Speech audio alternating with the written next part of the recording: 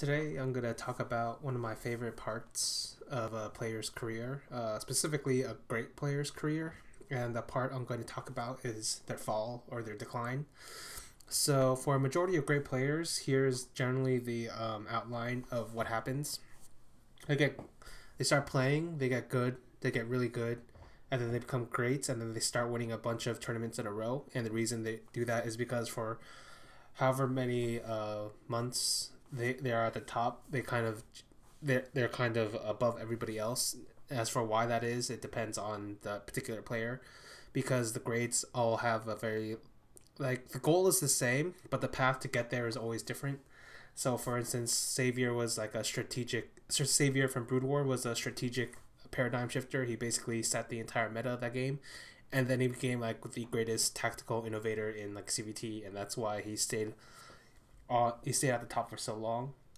Other players, it's just mechanics and like the right times at the right place. Innovation comes to mind for StarCraft 2, or I guess Envious in CS:GO, because Happy realized like the weakness, or I guess the way the way the pistols worked and the way the economy worked and a bunch of other things, and he realized he could just force buy and win, and that's why his team became one of the great teams. But what I'm going to talk about is specifically the decline of great players, and this can happen for multiple reasons, whether it's form or injury or the meta, or they lose motivation, they stop practicing, or burnout. It could be a lot of different things.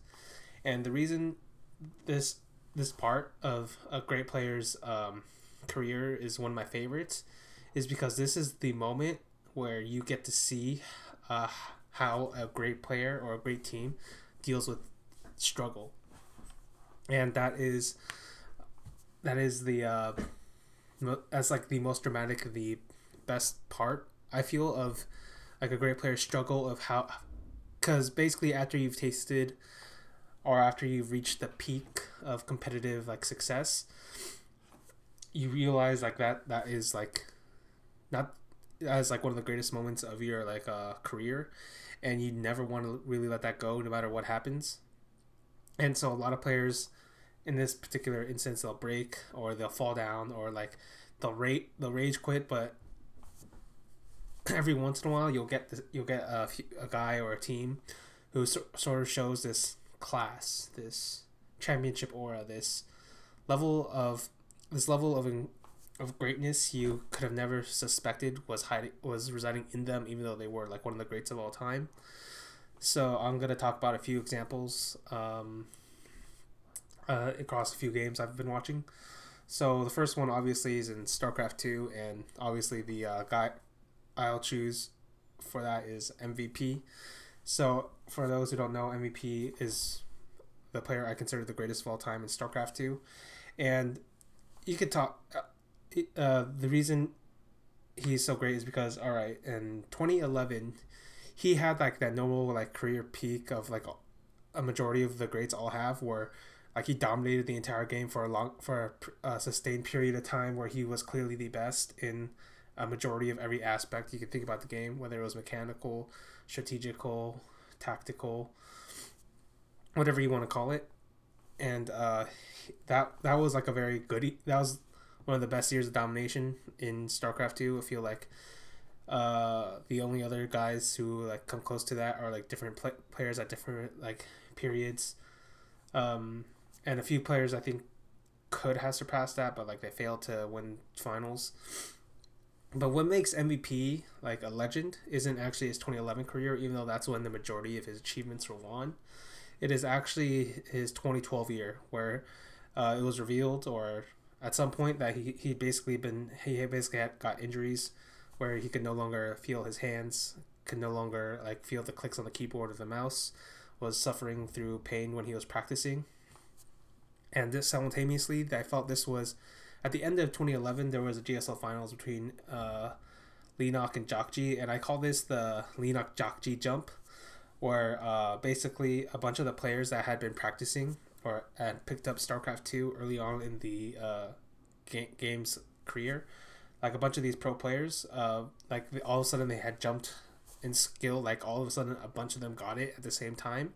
So we were heading into a much more competitive era. I felt, in just in terms of like I always felt like the very top end was pretty comparable to the majority of the periods, but like the right below that was way weaker, and then this area I call the jump, like strengthened that area a lot and then increased the amount of players in the very top end. So I always felt, and if you consider that also, what came during this period was like MVP's struggle with Protoss, and then the Protoss revolution comes in at the early period of 2012, and I call it the first Protoss evolution, where revolution, I guess, is basically there were a bunch of different like different Protoss players who all got it at the same time. It wasn't just MC, because MC was the only good player back then in like in the 2011 period. Oh, I guess MC and Huck were the only two good Protoss players I picked back then. But after that, I call the Protoss revolution comes in, where it's like Squirtle, Parting,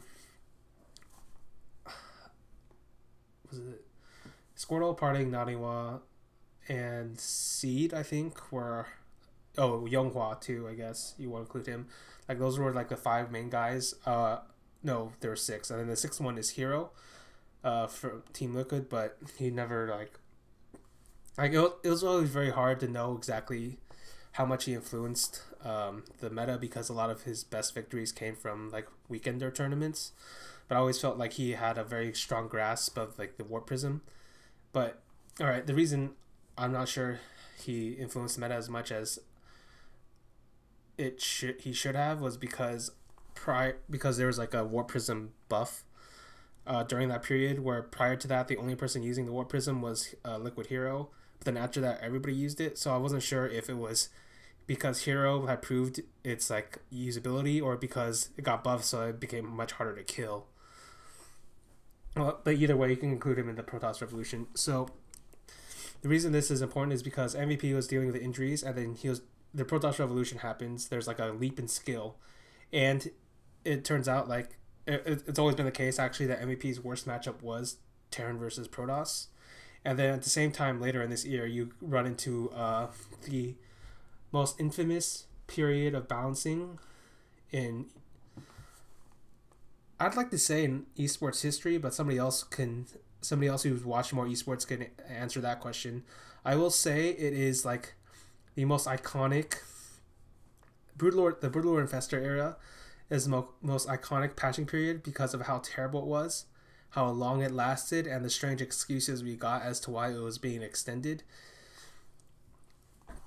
So the Broodlord Infestor era, for those who don't know, is basically Zerg got a buff where Infestors had an insta-cast spell, AoE spell, so it instantly stopped any units that were hit by it.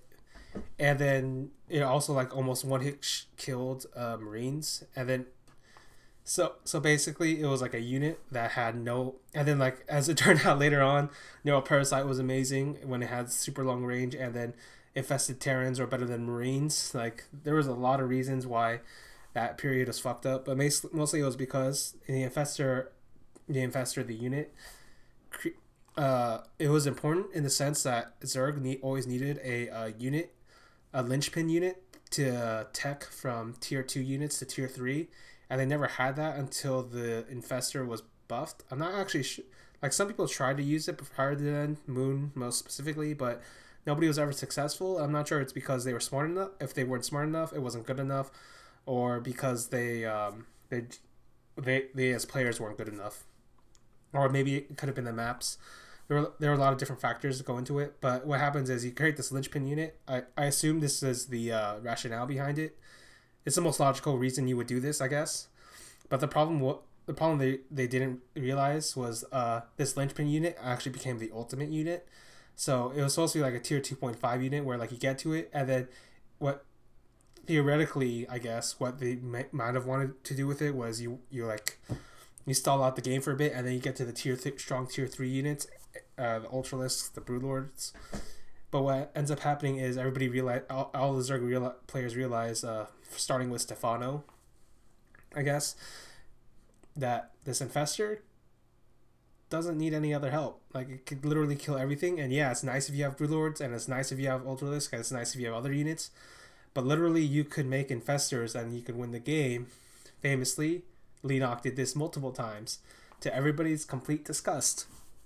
So we're going into this period where all this terrible shit is going down, and then you have MVP with his broken-ass injuries. And the reason I feel like this is like the year that makes MVP the legend, like the transcendent, the player who like broke the rules, who did such an amazing thing that it has never been emulated since, and will likely never be emulated again, just because Blizzard will never let Broodlord Infestor era last very long because of the amount of PR backlash it inevitably got. But it's just so it's like, in a fucked up way, it was kind of fortuitous for MVP to have all this terrible shit go down, because it basically creates an actual legend for MVP, or the circumstances of the legend for MVP as a player.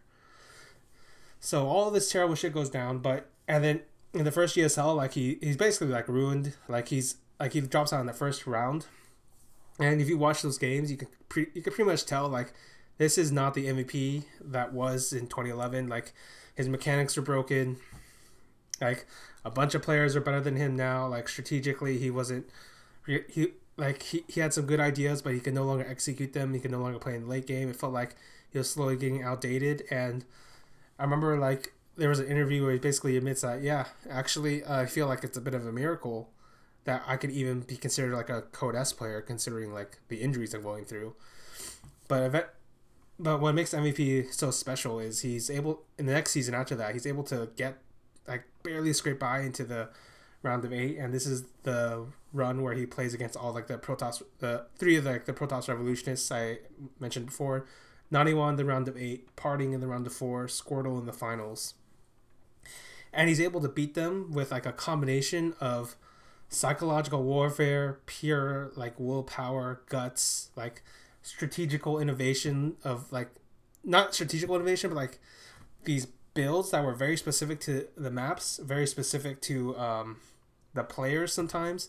Like, he would, like, in order to like defeat Naniwa, he used a bio tank, a very old bio tank build that wasn't particularly good unless you were against somebody like Naniwa, who often like balled up his units. And then the reason he would ball up his units because against like traditional like play, it was generally considered better. But like the problem was, it was on what was it, like Cloud Kingdom, where basically the tanks had more AoE and it was harder to like attack them. So it was like a very specific circumstance.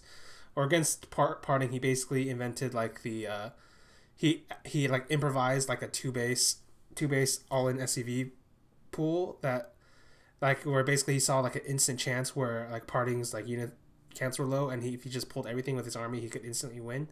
And that basically broke Parting's mind, because there are a few reasons why this could have been, but basically it's likely, my personal hypothesis about that particular series was Parting was super cocky, for good reason. I felt he was like the best Protoss vs Terran player at the time, and MVP like just barely, like, even though he won like 3-0 against Naniwa, it was pretty clear like he had nothing really in the tank left. Like, he was using a bunch of cheeses. He was using very specific anti-strat builds for Naniwa, and like in a straight up game against Parting, it's very unlikely MVP could have won a standard game. Like, extremely unlikely, like 1 out of 10 chances is probably the chance I gave it. But like, basically MVP played a bunch of games where like he wasn't playing standard. He was creating a bunch of situations that Parting couldn't deal with, and then after he broke Parting's mind, like, he instantly, for whatever reason, like MVP knew like Parting's mind was broken after like the SCV pool, because it was so shocking to Parting's confidence and like Parting's knowledge of like the meta that he had no idea what to do with it. And then MVP just did like a typical 1-1-1 all in that's been used for a long time, and just like beat Parting. And they go into Squirtle, and Squirtle's like, okay, this is like ridiculous. I am the best Protoss player in the world. He was the best Protoss player in the world. And famously, he didn't have like, I feel like Squirtle is completely like mischaracterized as a Kong until after the MVP loss. And the reason for that is because I felt he had showed a lot of clutch under pressure, even in the MVP, and especially in the MVP series. and against a series against Alive where he basically like ran out of energy and endurance at the very end. So MVP plays Squirtle, and then MVP it's like an entire thing, but basically MVP like built he creates like very specific like a max battlecruiser army build that didn't work out, but it was like one of the defining moments of that finals. Like he used standard builds, but he like tactically countered all the standard Protoss movements on the map so that he always got ahead in like the first 3 games. He used a very old like 2-base marine tank all in that almost worked, but like Squirtle was such a good player that it didn't work. And then he did the famous like 11-11 in game 7 where he all in. Squirtle held it off, and then MVP all in again, but he did it in such a way where he ambushed Squirtle for making the right move. And then that because Squirtle made the right move, MVP was able to one up that and make it, and actually proved it was actually a wrong move. But the crux of that point is that basically only MVP could have known it was the wrong move. Like every other good Protoss player would have done what Squirtle did in that particular instance, and that's actually one of the reasons why Squirtle died. And basically, like Squirtle's mind was literally broken after that finals, or like I think months later when he was when Life joined the team and Life won the GSL against MVP. Like Squirtle kissed the trophy. He's like, I should have got this. And I was like, oh Jesus Christ, Squirtle, what the hell? And then of course MVP fought Broodlord Infestor, was the most successful player against Broodlord Infestor. Literally created an entire mech strategy to counter Broodlord Infestor and to deal with the fact that it was easier mechanically, so it wouldn't hurt his like body as much. And then he basically beat a bunch of different people in the middle period of that year, and then almost won the GSL against Life, who I consider the second greatest player of all time in StarCraft 2. Should have been the greatest, but then he ruined his own career with match fixing, so it ended abruptly. So there goes that. But he almost wins that finals and loses it 3-4, and he basically shocked all of Europe with the unveiling of his mech. Where like Luciferon's like, oh my god, this is the fucking shit, and then Vortex like, how the fuck do you beat this? And they beat Nortio. And I will say, I feel like the strength of European Zergs at the time is underrated, because they all had Broodlord Infestor and they were all very good at Broodlord Infestor. I'll say this, I'll take any in that particular meta, you can pick the best Terran players of all time, excluding Tasia and MVP. Any other player, any other period, put them against my picks of European Zergs in the Broodlord Infestor era. I think I'd take the European Broodlord Infestor players to win. I think that's how like freakishly good they were, and how like fucked up that meta particularly was. Because there were very few answers to that particular play, and without MVP's innovations, I don't think there is no player that had an answer prior to MVP, and I don't think any other player ever found another answer. So I feel like basically MVP, like without MVP's strategies, I feel like those European like Broodlord Infestor players could be any Terran player from any era if that was that particular patch, which is how fucked up that particular patch was. But it also shows a reasoning of why I've always considered like MVP a legend. Right? So this is, and you have to realize this is the period where he's supposed to already be dead like a year ago, but he somehow came back, somehow kept fighting, and then like his last great match was against Innovation in WCS season 1 finals in game 4, where basically nobody really remembers that series. Nobody really remembers that series because it was a pretty bad series overall, except for game 4, where Innovation killed like 20 or 30 SCVs in the early game, and then MVP made this gigantic comeback that was predicated on him predicting all of Innovation's movements, and then like creating a scenario where they went to the max armies, but he was able to nullify Innovation's ability to remax, because basically like the economic advantage is never really evened out, because even though they were both on max armies, Innovation had a gigantic bank, So if they went on a 50-50 fight, what happens is Innovation will rebuild, and then MVP has no money left, and then Innovation will eventually win. So what MVP did was he created this situation where he was able to fight near Innovation's base. He won the battle decisively, and then he parked on top of the infrastructure, and that's how he won that particular game. It's like one of the greatest comebacks you'll ever see against one of the best players you'll ever see. So that's sort of MVP's like. Basically, MVP's fall, MVP's decline is what makes MVP a legend, and then after that, there are a lot of reasons why MVP fell off. Like basically, like I think going a year was like already a miracle in itself. I don't think you can expect 2 years. I feel like his mechanics were continually getting outstripped. Strategically, I feel like he was out of juice, and I can't really blame him because it was too hard to. Because if you look at a bunch of interviews he's done, basically every time he created a new strategy, he had to go practice, and every time he had to practice, he like felt quite a pain. Like, how long is that sustainable? Really, I don't feel like it was very sustainable for a long period of time. So like, MVP's like career basically like fizzles out after that, but that's why MVP is a legend, and is basically his fall, as it were. And then another player from StarCraft 2 I always felt was an incredible like legendary figure was MMA. And I've thought about MMA's career a bunch because he should have died at 2012 at the Brutal Infestor era. And what I mean by that is his what happens between Brutal Infestor to the next patch, what was it called? Heart of the Swarm, HOTS.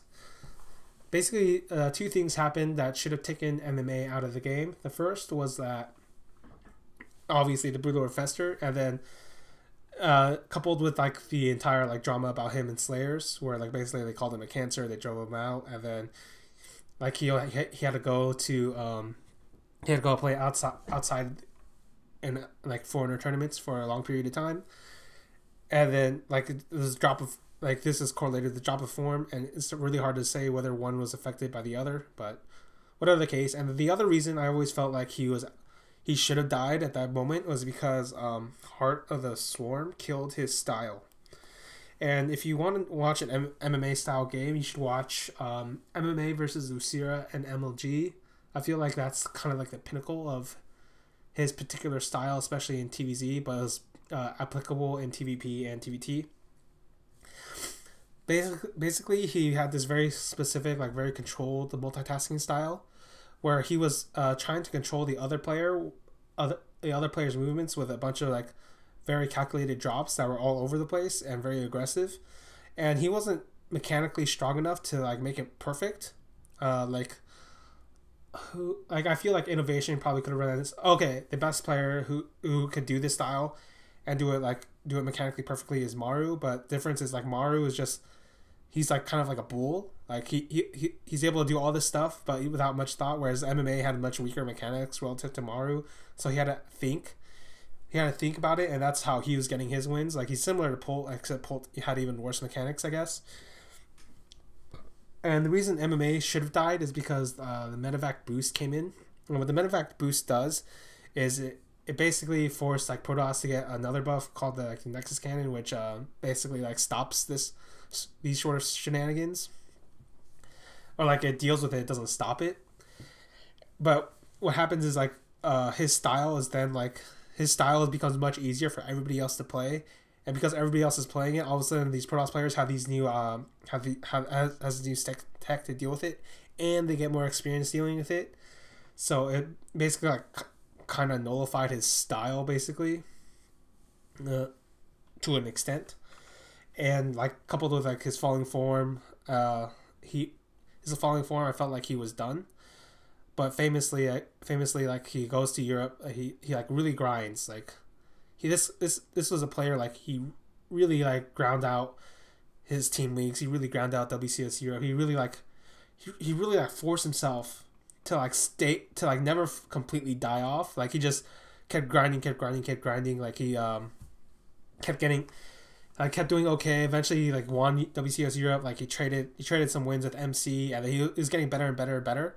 But he was never like an exceptional like player talent wise, and he wasn't really like a genius type of tactical level like Polt. I thought Polt was, but he won. Like that's like the MMA way, right? Like he basically like forced himself back, and then his eventual like return against like Korean high level competition comes at like BlizzCon 2015, where he like basically swore he'd come back, and he did come back, and he beat a bunch of good players like Classic, and then he faced Life in the finals. He beat Bomber also, and it was like this incredible run, and then it was like superseded by MMA again, where he got to the GSL round of 4 the very next season. So I always felt like the more I think about MMA's like career, the more I feel like he's like a really crazy sort of overachiever for what he did in the latter parts of his career. Because if you think about it, his style was broken,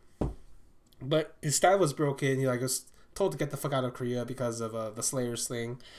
Like his form like died off. Like, but he was able to like grind himself all the way back. He was able to play against the best players again for like at the very end. And I always felt like that made him. I always felt that's why his like fall was so much more interesting than like his rise to power. Is because the fall basically shows you what MMA is as a person. It shows you like this pure grit, this like pure never give up, never surrender attitude. And it's part of the reason I think why he's like so popular is because he's that struggle, that unwillingness to give up, like it resonates with people. Like he's very similar to MMA MVP, I guess, except MMA did it for longer periods of time. Obviously, he didn't have injuries, but I always felt like MMA's like return was always one of the like crazy like great stories.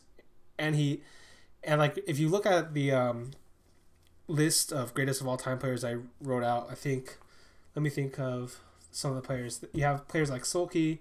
I think I put parting like the bonus. There's like SOS, Maru, Sue, Zest, Innovation, MVP, Tasia, Life, Marine King, Dongwei Gu. If you put all these people together, I feel like MMA. Alright, there's also Pool. I feel like MMA is probably, in terms of talent, he was probably I'd say he might be the least among them, strangely.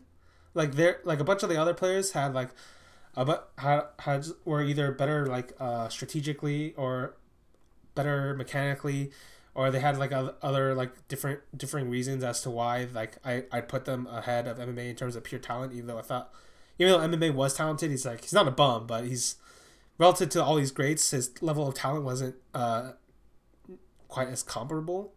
But I always felt like MMA was able to win. He was able to grind out. He was able to basically like out endurance a lot of these guys.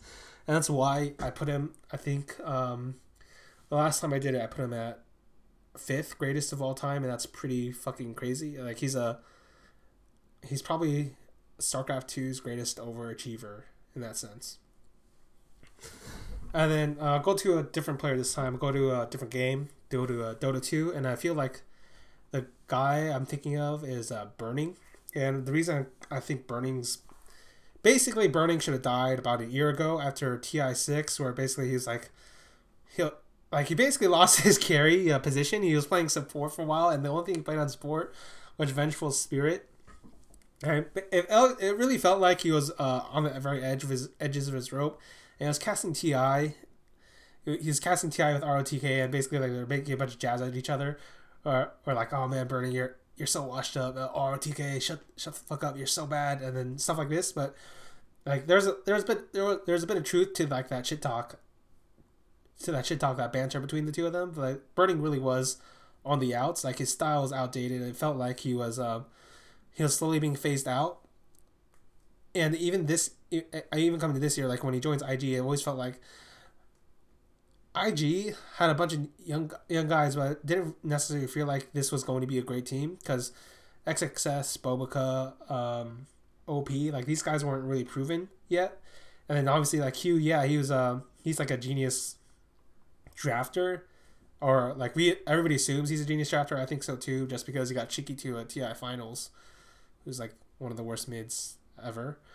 But it felt like a lot of what Burning did was basically like he ground out with his team. Like he ground out his team like the lower qualifiers, and it took him a long period of time, all the way up until like I'd say like the beginning months of this year, before like he really started to show himself again. And his style had completely changed from this like 4v1. I'll take all the gold, I will farm, and the four of you will protect me, into this very very versatile role where he could still play this like farm heavy, one will carry us all style, and like every once in a while I'll give him anti-mage to do it.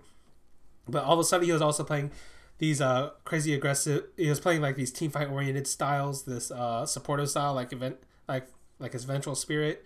And basically what I'm seeing here is like an evolution in Burning's play, where he realized he can no longer like 1v all the world, because there are reasons for that, including like falling form, and then like the way the game is played, there's way more defensive items, so it becomes much harder for Burning to 1v all, basically.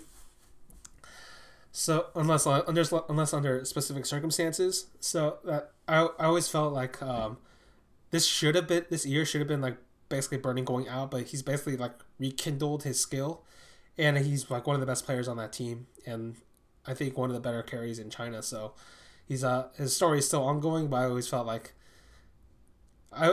this new period of Burning is one of the most interesting I've seen from him since the earlier days when he was like the best player in the world.